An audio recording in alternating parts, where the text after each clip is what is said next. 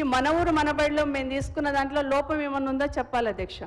Fans పెట్టమన్నాము, lights పెట్టమన్నాము, పిల్లలకు toilets పెట్టమన్నాము, running వాటర్తో ఉండాలన్నాము, dining hall ఉండాలని చెప్పాం, మంచి ఫర్నిచర్ ఇచ్చాం, టీచర్స్ కూడా ఫర్నిచర్ ఇచ్చున్నాము. ఇవన్నీ పెట్టినప్పుడు సైన్స్ ల్యాబ్స్ ఏర్పాటు చేసినాం, అక్కడక్కడ గ్రంథాలయాలు ఏర్పాటు చేస్తున్నాం, అవకాశం ఉన్న దగ్గర గ్రౌండ్స్ బాగా చేసుకున్నాము అధ్యక్ష. ఇవన్నీ మన ఊరు మన బడిలో పెట్టినప్పుడు అధ్యక్ష, ఈవెన్ ఇప్పుడు మీరు ఇంటిగ్రేటెడ్ స్కూళ్ళలో చెప్తున్నారు కదా అధ్యక్ష, పైన సోలార్ ప్యానల్స్ పెడతామని, అవి కూడా పెట్టుకున్నాము ఎలక్ట్రిసిటీ ప్రాబ్లం లేకుండా.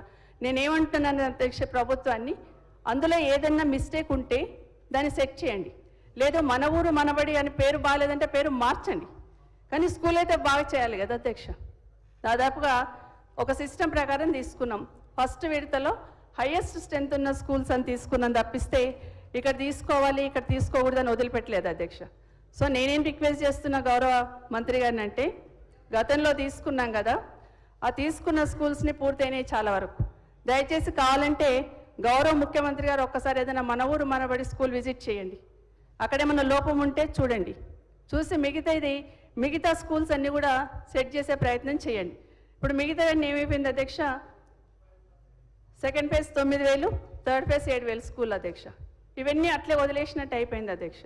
కాబట్టి వాటిని కూడా ఈ మన ఊరు మనబడి స్కూల్ ఎట్లాంటి ఫర్నిచర్ ఇచ్చామో, ఏ విధంగా అయితే సెట్ చేశామో అదే విధంగా అక్కడ కూడా చేయాలని ఈ ప్రభుత్వాన్ని కోరుతా ఉన్నాను అధ్యక్ష. దయచేసి ఒకసారి విజిట్ చేయండి, విజిట్ చేసి లోపం ఉంటే దిద్దండి, సరిదిద్దండి, ఇంకేదైనా యాడ్ చేస్తుంటే యాడ్ చేయండి. అదే కాకుండా మన ఊరు మనబడిలో కూడా చాలా వరకు విద్యా కమిటీ చైర్మన్ ఉన్న వాళ్ళకి కొంత వర్క్లు ఇచ్చినాం అధ్యక్ష. అక్కడ పెద్దవాళ్ళ బిల్స్ అయితే ఇచ్చేసిండ్రు అధ్యక్ష, లైక్ ఫర్నిచర్ వాళ్ళది ఇచ్చేసిండ్రు అధ్యక్ష, ఇంటరాక్టివ్ ప్యానల్స్ పెట్టిన వాళ్ళే ఇచ్చేసిండ్రు అధ్యక్ష. కానీ కిందున్న వాళ్ళే గౌరవ మంత్రి గారికి బాగా తెలుసు ఫీల్డ్లో, దయచేసి ఆ బిల్స్ ఇప్పించేస్తే వాళ్ళకు కూడా బాధ ఉండదు అధ్యక్ష. అది ఏ ప్రభుత్వం ఉన్నా చేయాల్సింది అధ్యక్ష, ఎందుకంటే పిల్లల కోసం చేసినాం మనం, ఎవరు సొంత కోసం చేసుకోలేదు. కాబట్టి అది కూడా ఇవ్వాలని కోరుతా ఉన్నాను అధ్యక్ష. మొన్న మీరు స్కూల్ స్టార్ట్ అయినప్పుడు అధ్యక్ష, అమ్మ ఆదర్శ కమిటీలను ఇచ్చేసి గవర్నమెంట్ నుండి అమౌంట్ రిలీజ్ చేయకపోయినా డిఎంఎఫ్టీ ఫండ్స్ ఎవరి జిల్లాలో వాళ్ళకు అలాట్ చేసిండ్రు అధ్యక్ష. అధ్యక్ష ఇదంతా అమౌంట్ లెక్కేస్తే 1,000 కోట్లు అయింది అధ్యక్ష. కానీ సెకండ్ విడత మన ఊరు మనబడి స్కూల్ కంప్లీట్ చేయాలంటే 2,000 కోట్లే అవసరం ఉండే అధ్యక్ష. ఆ 2,000 కోట్లు వస్తే సెకండ్ విడత అయిపోయేది అధ్యక్ష. అధ్యక్ష మీరు ఇంటిగ్రేటెడ్ స్కూల్కి ఒక్కొక్క దానికి 200 కోట్లు ఖర్చు పెడతాం అంటున్నారు, 4,000 కోట్లు ఒక లెక్క కాదు కదా.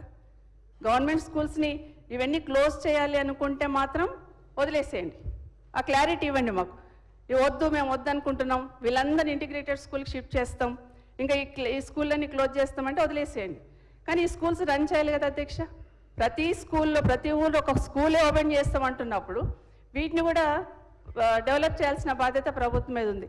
ఒక్క స్కూల్కి 200 కోట్లు పెడతాం అంటున్నప్పుడు మీరు 4,000 కోట్లు పెద్ద కథను అధ్యక్ష. ఒకసారి దృష్టి పెట్టమని ప్రభుత్వాన్ని కోరుతా ఉన్నాను అధ్యక్ష. ఇది విమర్శ అనుకోద్దు అధ్యక్ష. దయచేసి చేస్తున్నాం కదా, మనం అందరం కూడా పిల్లల కోసం అంటున్నాం కాబట్టి, గతంలో చేస్తున్నాం కాబట్టి ఇప్పుడు కదా దాన్ని కంటిన్యూ చేయమని మరొకసారి ఈ ప్రభుత్వాన్ని కోరుతా ఉన్నాను. వాళ్ళ బిల్స్ కూడా ఇచ్చేయండి అధ్యక్ష. కింది స్థాయిలో ఉన్న వాళ్ళే చేసుకున్నారు, కొంత బిల్స్ ఇచ్చే ప్రయత్నం చేయాలని ప్రభుత్వాన్ని కోరుతా ఉన్నాను అధ్యక్ష.